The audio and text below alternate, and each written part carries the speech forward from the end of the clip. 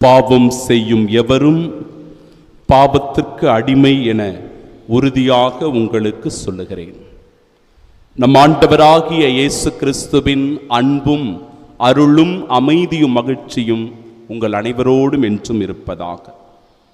அன்புள்ளம் கொண்ட சகோதர சகோதரிகளே, இன்று ஆயர்களான திமோத்தேயு, தீத்து இவர்களுடைய விழாவினை கொண்டாட நம்முடைய தாயாம் திரு அவை நம்மை அன்போடு அழைக்கின்றது.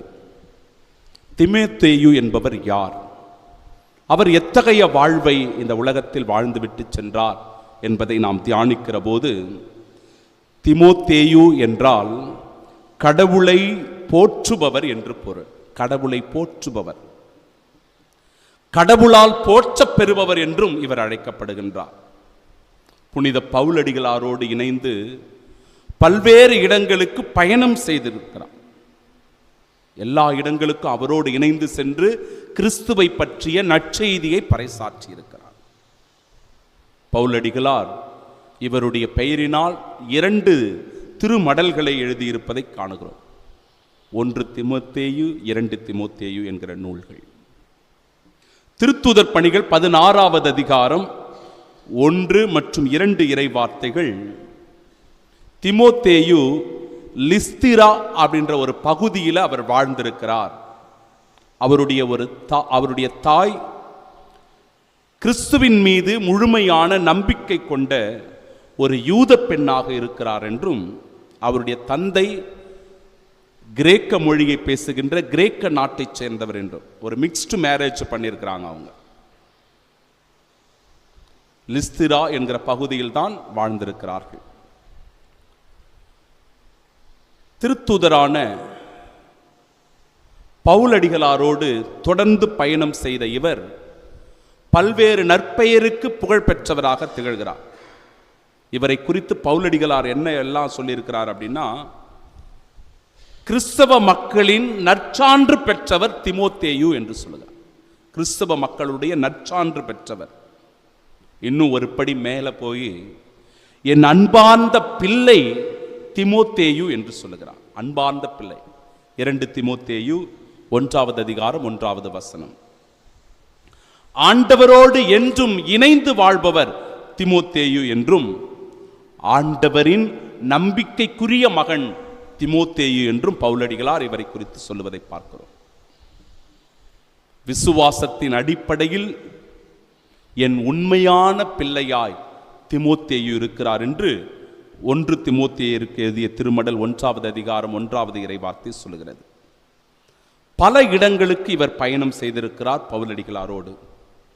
பிரிக்கியா, கலாத்தியா, மீசியா, துரோவா, பிலிப்பு, கொரிந்து, இப்படிப்பட்ட பல்வேறு இடங்களுக்கு பயணம் செய்திருக்கிறார். ஏன் இந்த ஊர் பேரு, இந்த நாடு பேரு இதெல்லாம் நமக்கு தெரியாத போதும் கூட இதை சொல்லுகிறேன் என்றால், கிறிஸ்துவை பற்றிய நற்செய்தியை அறிவிப்பதற்காக பல்வேறு நாடுகளுக்கு, இடங்களுக்கு பயணம் செய்து அந்த மதிப்பீடுகளை விதைத்த முதன்மையான பணியாளர்களாக இவர்கள் எல்லாரும் இருக்கிறார்.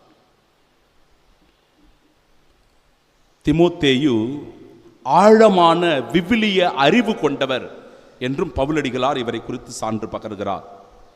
2 திமோத்தேயுக்கு எழுதிய திருமடல் 3வது அதிகாரம் 15வது இறை வசனத்தில், நீ குழந்தை பருவம் முதல் திருமறை நூலை கற்று அறிந்தவனாயிருக்கிறார். அது இயேசு கிறிஸ்துவின் மீதுள்ள நம்பிக்கையில் உன்னை மீட்புக்கு வழிநடத்தும் ஞானத்தை அளிக்க வல்லது. சின்ன குழந்தை முதலே நீ கிறிஸ்துவ இறை விசுவாசத்தில் நம்பிக்கையில் வளர்ந்த ஒரு மகனாக இருக்கிறாய். அதனால் அந்த நம்பிக்கையின் மிகுதியினால் கடவுள் உன்னை ஞானத்தினால் நிரப்பி இருக்கிறார்.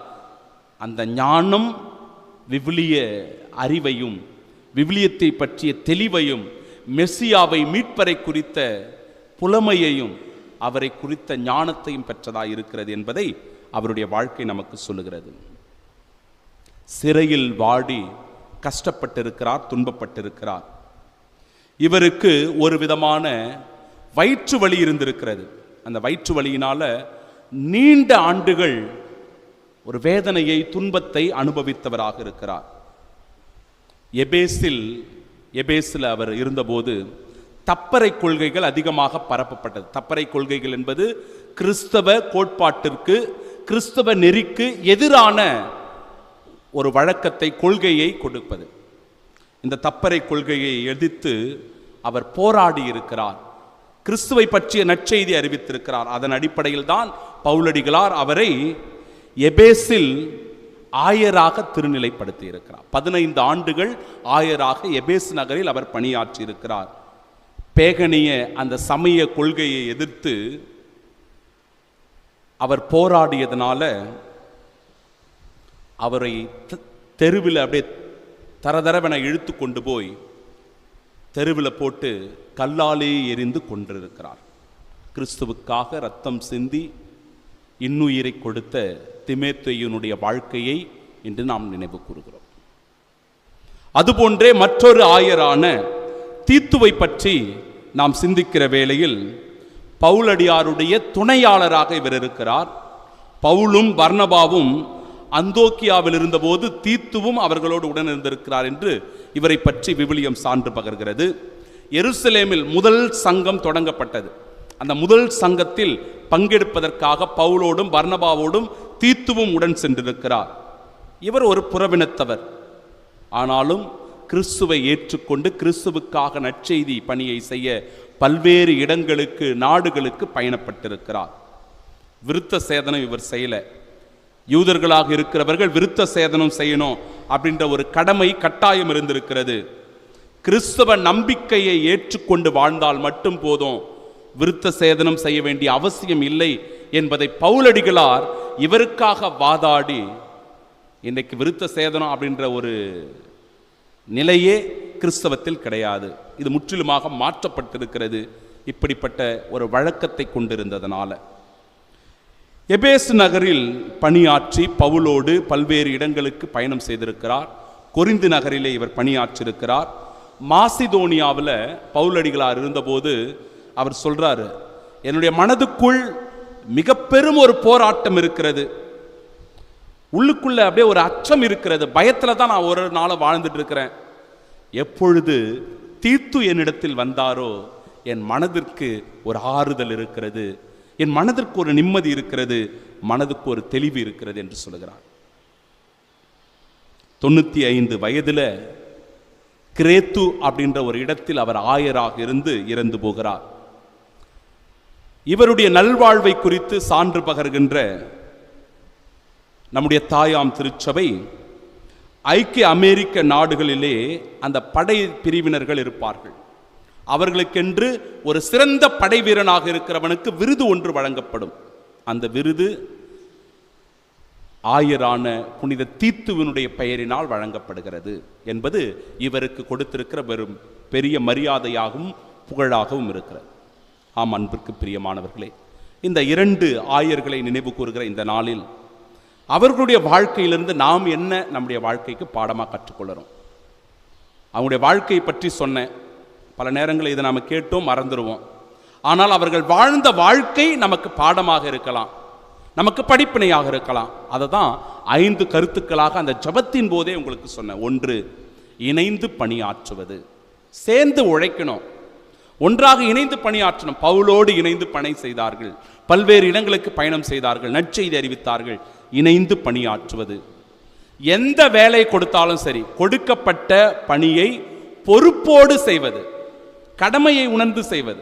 எனக்கு இந்த வேலை கொடுத்துருக்கிறாங்க, திமோத்தேயுக்கும் தீத்துவுக்கும் பவுல் இந்த வேலையை கொடுத்தார் அப்படின்னா அந்த பொறுப்பை உணர்ந்து கடமை உள்ளத்தோடு பணியாற்றி இருக்கிறாங்க. நாமும் கூட எந்த பணியாக இருந்தாலும் கடமை உணர்வோடு செய்யலாம். எல்லாவற்றிற்கும் மேலாக அவர்களுடைய வாழ்வு கிறிஸ்துவை அடித்தளமாக கொண்டிருந்த வாழ்வாக இருக்கு. கிறிஸ்துவை முதன்மைப்படுத்தி வாழ்ந்தார்கள். நாமும் கூட கிறிஸ்துவை நம் வாழ்வில் முன்மாதிரியாக ஏற்று முதன்மைப்படுத்தி வாழ அழைக்கப்படுகிறோம். நான் சொன்னபடியே வாழ்க்கை என்பது போராட்டங்களையும் சவால்களையும் துன்பங்களையும் மனவேதனைகளையும் நெருக்கடியையும் கொண்டது. இன்னல்கள் இடையூறுகள் நம்முடைய வாழ்க்கையில் வந்து கொண்டே இருக்கும், சோதனைகள் எப்பொழுதுமே இருக்கும். ஆனால் இவற்றை எல்லாம் துணிவோடு சவாலோடு எதிர்கொண்டார்கள் இந்த ஆயர்கள். நாமும் கூட நம் வாழ்வில் அத்தகைய துணிவோடு எல்லாவற்றையும் எதிர்கொள்ள இந்த நாளில் அழைக்கப்படுகிறோம். இறுதியாக எந்த வேலையை செய்தாலும் அந்த வேலையில் நமக்கு மன நிறைவு வேண்டும். அந்த மன நிறைவை 80-90 வயதுகளிலும் அனுபவித்தவர்கள் இந்த ஆயர்கள். நாமும் மன நிறைவோடு வாழ இந்த நாளில் அழைக்கப்படுகிறோம். அன்பிற்கு பிரியமானவர்களே, நாட்டினுடைய குடியரசு தின விழாவை கொண்டாடுகிற இந்த நாளில் ஒரு சிறிய சிந்தனை அதோடு நிவர்த்தி செய்கிறேன். மதத்தின் பெயரினால் பிளவுபட்டு போயிருக்கிற பிரிவினை பேதங்களை பேசுகின்ற நிலையை நாம் சீர்தூக்கி பார்க்க வேண்டும். இது ஒரு மிக பெரும் அச்சத்தை நம்முடைய நாட்டிற்கு விளைவிக்கிறது. ஒரு கலக்கத்தை சிறுபான்மை மக்களாக இருக்கின்ற நமக்குள் ஏற்படுத்துகிறது. மதத்தை வழிநடத்துவதற்காக மத தலைவர்கள் இருக்கிறார். நாட்டு தலைவர்கள் அதற்கு அவசியம் இல்லை. நாட்டு தலைவர்கள் அவசியம் இல்லை. ஒவ்வொரு மதத்திற்கென்றும் மத தலைவர்கள் இருக்கிறார்கள். இந்து மதமா, இந்து மதத்தை வழிநடத்த இந்து துறவிகள் இருக்கிறார்கள், இந்து ஞானிகள் இருக்கிறார்கள். அவர்கள் அந்த மதத்தை வழிநடத்துவார்கள், மத மக்களை வழிநடத்துவார்கள். கிறிஸ்தவ மதத்தை வழிநடத்துவதற்கு கிறிஸ்தவ போதகர்கள் இருக்கிறார்கள், கிறிஸ்தவ துறவிமார்கள் இருக்கிறார்கள். முஸ்லீம் மதத்தை வழிநடத்துவதற்காக அவர்களுக்கென்று தலைவர்கள் இருக்கிறார்கள். ஆனால் நாட்டை ஆளுகிறவர்கள் இந்த மதத்தை தூக்கி பிடித்து கொண்டால் ஒரு சார்பு நிலையாக போய் அது பிரிவினைகளை, பேதங்களை உண்டாக்குகிறது. எனவே இவற்றை குறித்து எச்சரிக்கையாக இருக்க வேண்டும் என்பதை இந்த குடியரசு தின விழா நமக்கு நினைவூட்ட வேண்டும்.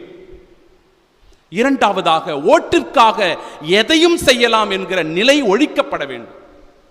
ஓட்டு தான் எனக்கு முக்கியம், அதுக்காக நான் நாட்டை கூட விற்பேன் அப்படின்ற ஒரு நிலைக்கு வந்துவிடக்கூடாது. மக்களால் மக்களுக்காக ஆட்சி செய்வதுதான் குடியரசு என்று நாம் கொண்டாடுகிறோம்.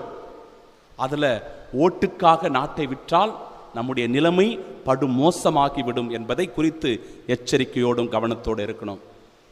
மூன்றாவதாக, இன்றைக்கு விலைவாசி ஏறிவிட்டது. எங்கு பார்த்தாலும் வறுமையும் பஞ்சமும் நீடித்து கொண்டிருக்கிறது. எந்த பொருளையும் காசு கொடுத்து வாங்க முடியாத அளவிற்கு இன்றைக்கு திண்டாட்டம் அதிகமாக இருக்கிறது, வேலையின்மை பெருகி இருக்கிறது. இவற்றையெல்லாம் நாட்டு தலைவர்கள் கருத்தில் கொண்டு விவேகத்தோடு நடந்து மக்களுடைய நலனில், பொது வாழ்க்கையில் ஈடுபட்டு பொது நலனில் அக்கறை கொண்டு வழிநடத்துகிற போது இந்த நாடும் சமூகமும் செழிப்போடு வளரும். இந்த குடியரசு அர்த்தமுள்ள குடியரசாக இருக்கும். அதற்காக நாட்டின் ஒற்றுமைக்காக, அமைதிக்காக, மகிழ்ச்சிக்காக ஜெபிப்போம். ஆமென்.